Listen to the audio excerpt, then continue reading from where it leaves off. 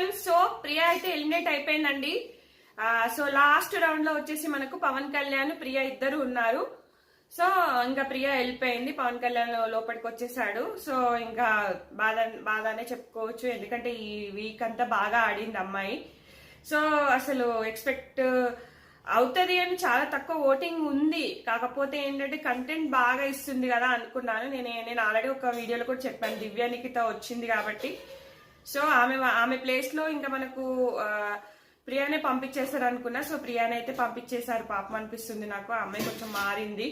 So ఇంకేం చేస్తాం, first ఆ నోరు గయ్యాలి అవన్నీ శ్రీజ ప్రియా కలిసి వేసుకోకుండా ఉంటే బాగుండేది.